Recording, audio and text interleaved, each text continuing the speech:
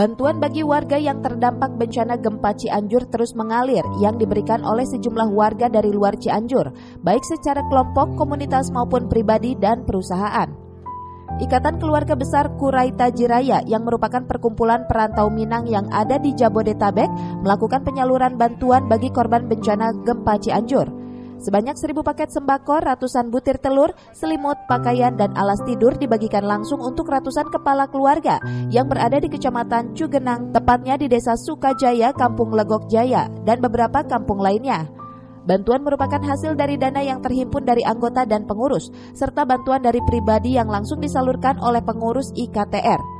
Menurut Ketua Pembina IKTR Haji Sabarudin, kegiatan donasi gempa Cianjur merupakan bentuk kepedulian warga Minang yang merantau di Jabodetabek, dan kegiatan ini sering dilakukan tatkala terjadi bencana atau masyarakat yang membutuhkan bantuan.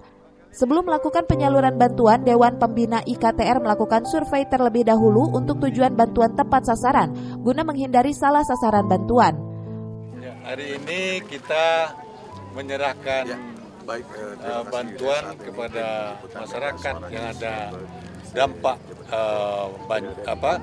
gempa. Jadi saya sebagai Ketua Pembina Ikatan Keluarga Besar Kurai Taji Pariaman, Sumatera Barat, kami sekarang sudah berada di lokasi dampak bencana. Pada hari ini kita menyerahkan sembako, selimut, dan alas tempat tidur. Nah, yang sembako ini berasal dari warga IKTR, anggota IKTR. Yang selimut berasal dari ketua IKTR, dan ada lagi dari saudara kita Ali Akbar, sekitar 150 paket sembako yang ada di perantauan untuk berpartisipasi membantu keluarga saudara-saudara kita yang kena bencana di Cianjur. Itulah himbauan kami dari lokasi gempa.